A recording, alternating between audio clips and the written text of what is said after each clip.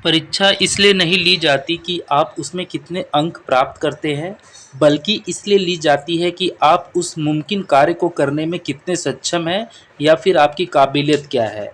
इसीलिए आप पास और फेल के जो आपके मन में विचार चल रहे हैं उससे दूर हट जाइए और बस आज से भी रोज़ की तरह जो भी वीडियो मैं डाल रहा हूँ और जो पहले से अपलोड है उसको अच्छी तरह से देख लीजिए। आप बिल्कुल अच्छे नंबरों से पास होंगे। आज का टॉपिक है जो आपके pharmacotherapeutic subject D pharma second year chapter 4 से रिलेटेड है, जिसमें एंडोक्राइन सिस्टम से रिलेटेड जो डिजीज़ है उससे संबंधित क्वेश्चन जो एग्ज़ाम में आएंगे उस पर मैं बात करूंगा। इसीलिए वीडियो को अंत तक जरूर देखें और अगर चैनल पे नए हैं तो चैनल को सब्सक्राइब कर बेल आइकन जरूर प्रेस कर लें। एंडोक्राइन सिस्टम कॉम्प्लेक्स ग्लैंड्स का एक नेटवर्क है जो हार्मोन सीक्रेट करता है और जिसके अलग अलग फंक्शन है हमारे बॉडी में। ये हार्मोन हमारे बॉडी में बहुत सारे बॉडी फंक्शन को रेगुलेट करते हैं, जिनमें मेटाबॉलिज्म, ग्रोथ और डेवलपमेंट शामिल है। इसके अलावा रिप्रोडक्टिव प्रोसेस को भी अच्छे से करवाने के लिए इन हार्मोन की आवश्यकता होती है, जो इन ग्लैंड्स के द्वारा सीक्रेट किया जाता है। एंडोक्राइन सिस्टम में बहुत सारी बीमारियां इन्वॉल्व होती हैं, लेकिन हम लोग बात करेंगे डायबिटीज़ और थायराइड डिसऑर्डर के बारे में, जो आपके सिलेबस में है। डायबिटीज़ एक क्रोनिक डिजीज़ है जो हमारे शरीर में मौजूद ब्लड में शुगर की मात्रा के अनबैलेंस होने से पैदा होती है।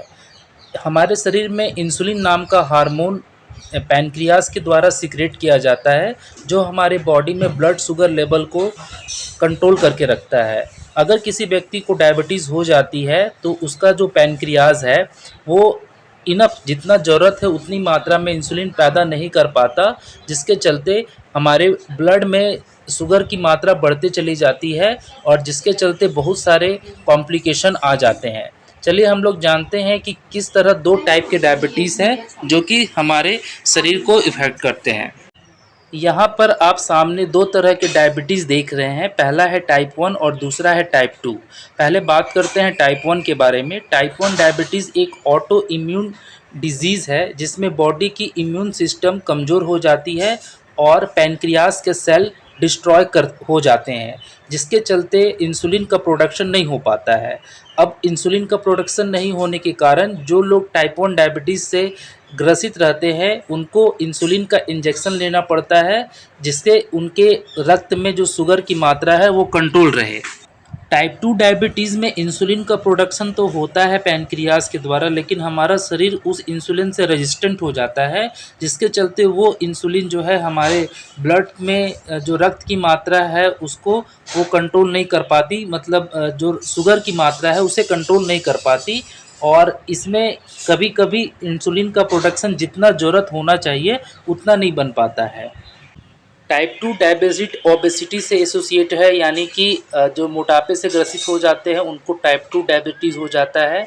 और लाइफस्टाइल को मैनेज करके या एक्सरसाइज करके, डाइट करके या मेडिकेशन के ज़रिए टाइप 2 डायबिटीज़ को कंट्रोल किया जा सकता है।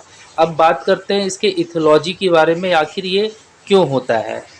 डायबिटीज़ दोनों कारणों से होता है, यानी ये जेनेटिक भी होता है और इन्वायरमेंटल फैक्टर के कारण होता है। बात करें इसके रिस्क फैक्टर के बारे में तो इसमें जो व्यक्ति मोटापे से ग्रसित है यानी ओबेसिटी है, अगर उसके फैमिली हिस्ट्री है डायबिटीज़ की, इसके अलावा उसका जो लाइफ है वो सही नहीं है, यानी कि सही समय पे वो खाना नहीं खाता है, नाश्ता नहीं करता है, उसको डायबिटीज़ होने का खतरा है। और इसके अलावा कुछ ऐसे मेडिकल कंडीशन है जिसमें high blood pressure, high cholesterol का होना, जिसमें डायबिटीज़ हो सकती है।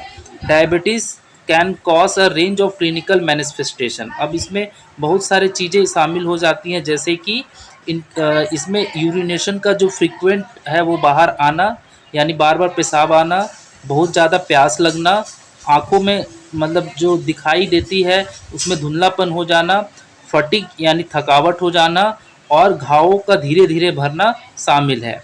अगर हाई ब्लड प्रेशर जो है, अगर हाई ब्लड शुगर और हाई ब्लड प्रेशर दोनों अगर किसी व्यक्ति को है तो इससे नर्व डैमेज हो सकती है, ब्लड वेसल डैमेज हो सकते हैं और भी जो इम्पोर्टेंट ऑर्गन है बॉडी में वो डैमेज हो सकते हैं। तो इसीलिए इसको कॉम्प्लिकेशन होने से पहले इसको क्योर करना ज़रूरी है।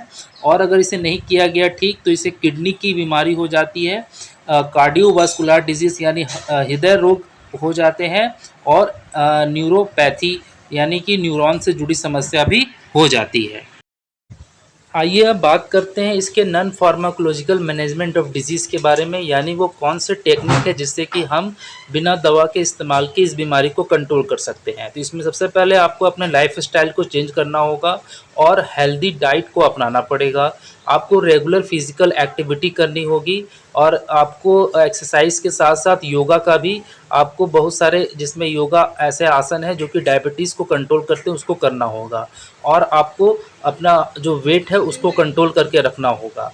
अब बात करते हैं फार्माकोलॉजिकल मैनेजमेंट के बारे में, यानी कौन सी दवाइयाँ चलती हैं इसमें। तो इसमें इंसुलिन, मेटामॉर्फिन, सल्फोनाइलुराइड जो है दवाइयाँ हेल्प करती हैं हमारे बॉडी में के अंदर जो ब्लड है उसमें शुगर लेवल को मेंटेन करने में।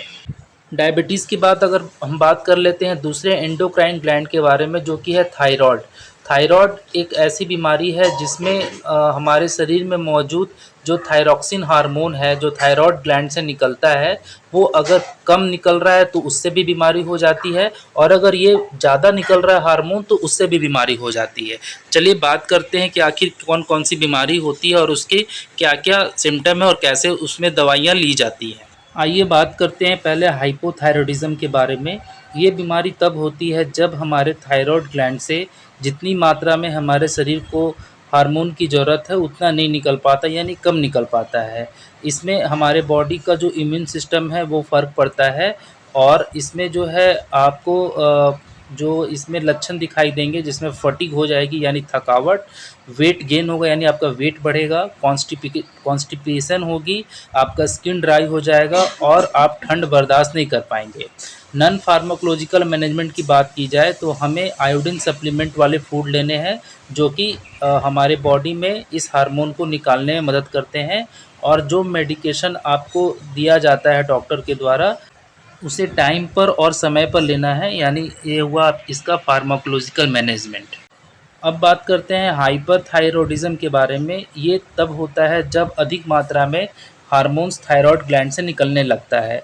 इससे भी हमारे बॉडी का जो इम्यून सिस्टम है वो फ़र्क पड़ता है और इसमें जो है इन्फ्लेमेशन हो जाती है यानी सूजन हो जाती है थायराइड ग्लैंड में। इसमें आपका जो वेट है लॉस होगा यानी आपके शरीर का वज़न घटेगा, आपका हार्ट बीट हमेशा बढ़ा रहता है, आपको एंग्ज़ायटी हो जाती है और आपको गर्मी से ज़्यादा प्रॉब्लम होने लगती है यानी हीट इंटॉलरेंस हो जाती है। अब बात करें इसके नॉन फार्माकोलॉजिकल मैनेजमेंट के बारे में, तो आपको इसमें जो है आयोडीन थेरेपी लेनी है और रेडियो एक्टिव आयोडीन थेरेपी लेनी है।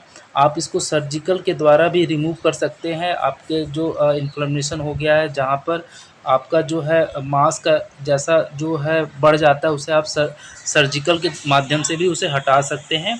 फार्माकोलॉजिकल मैनेजमेंट में इसमें जो दवाइयाँ चलती हैं वो इस प्रकार हैं। इसमें डॉक्टर की सलाह पर beta blocker, anti thyroid drug जो है वो प्रिस्क्राइब की जाती है डॉक्टर के द्वारा, जो कि हाइपरथायरॉयडिज़्म में चलती है। इसके अलावा आपके मन में किसी तरह का क्वेश्चन हो पढ़ाई से रिलेटेड तो आप मुझे ज़रूर पूछ सकते हैं। मिलते हैं नेक्स्ट वीडियो में। Bye bye.